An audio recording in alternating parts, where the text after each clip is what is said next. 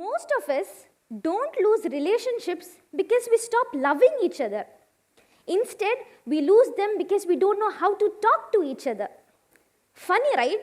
Because talking is one of the first skills we learn as little kids. And ironically, it's also the only skill many of us still suck at very badly. We can write assignments, crack exams, handle responsibilities, but one simple conversation, suddenly we don't know how to say, what to say, and when to say. We say nothing and expect the other person to understand everything. Hi, I'm Samia from Justice Bashir Ahmed Saeed College for Women, and I'm a final year psychology undergraduate, which basically means I overthink conversations professionally. I used to believe relationships of any kind ended because of big reasons.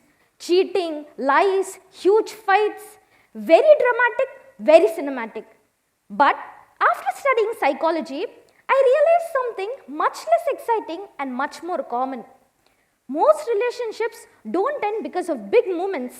They break because of small moments we don't notice. Moments where we stayed quiet to keep the peace. Moments where we spoke to win, not to understand.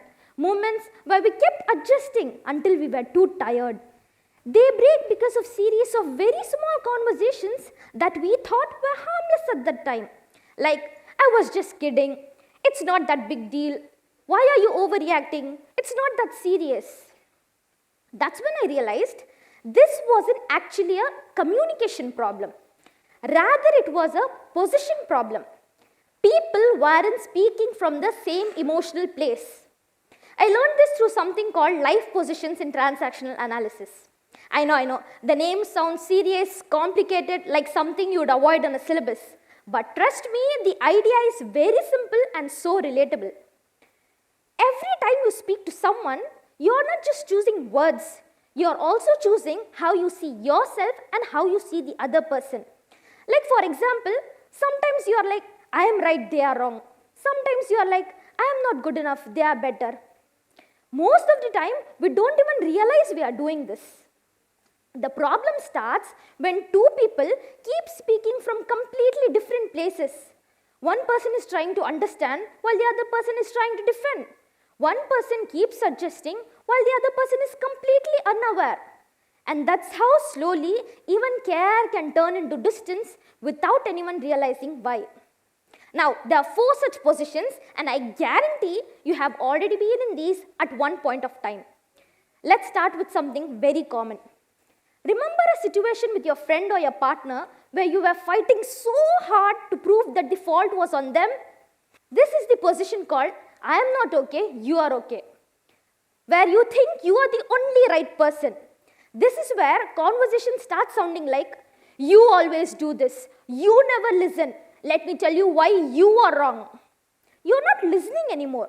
You're just listening enough to reply. I once argued with a friend over something extremely small. So small that if I tell you what it was, you would judge both of us. I'm definitely not telling you the reason. What I remember was how I wasn't listening anymore. I was waiting for my turn to correct them, waiting to explain it better, waiting to win. She said, that's not what I meant. And I went, no, you meant it exactly like that. I had dates, examples, screenshots, that one thing they did last month, a full PPT presentation to prove one thing. I am right and you are wrong. And here's the interesting part. My friend was also doing exactly the same thing. So instead of a conversation, we got 2 people speaking at the same time, but nobody actually hearing. Now going back to the fight with my friend, by the end of the conversation, I proved my point beautifully and I walked away feeling proud. That feeling of triumph lasted for only 5 minutes. Then I realized the argument was over. So was the connection. I won the fight, but I lost my friendship with her. Something that can't be undone. And that's how unhealthy this position turned out to be in my case. Now let's talk about a much quieter position. I am not okay, you are okay. This is where people say, it's fine, I don't mind, I'll adjust, even when they're clearly hurt. We see this a lot in friendship, families, and relationships. One person always adjusts, always understands, always keeps the peace. From the outside, it looks calm, it looks mature, it looks like love. But inside, that person feels smaller every single day. Someone keeps hurting you, not in big ways, but in small, everyday moments. You feel upset, but you say, it's fine. You say it again and again. You stay quiet to avoid tension. You don't want to lose the person. You don't want to seem difficult. But every time you stay quiet, you ignore your own feelings. And slowly, without any fights, you start feeling less important. And that's how sadness builds here, not through conflict. I realized I was in this position when I had a conversation with a close friend. I finally told them something that had been bothering me. Very carefully, very politely. They said, "Oh, you are so sensitive. It's not such a big deal." And immediately I acted fine. Not because I was okay, but because I didn't want it to make things uncomfortable. So I said, no, it's fine. I was overthinking. The conversation moved on. They were fine, but I was not fine. I was not angry. I just felt small, extremely small, like my feelings had quietly taken a step back so that the relationship could stay comfortable. Peace is not peace if it only exists because one person keeps disappearing. Now comes the most exhausting position. I am not okay, you are not okay. This is the saddest position of all because this is where people stop trying. All of us have been in moments where we feel like there is no point in arguing anymore. Not because everything is fine, but because we feel like we are too tired to explain. We give up on people because we feel nothing is going to change. And the worst part is when the other person reaches the same place too. Both of you care, both of you love each other, but both feel like nothing is going to change. Even if you try your best, the result is going to be the same. So, conversations fade, effort fades, even emotions start to feel distant. And this is very scary in this position. And now, after so many unhealthy positions, there comes a position which actually feels good. A position we all crave to be in. I am okay, you are okay. This is where disagreements don't feel like it's the end of relationship. Rather, it feels like you are getting to know each other better. You can say, hey, what you said yesterday in front of everyone hurt me.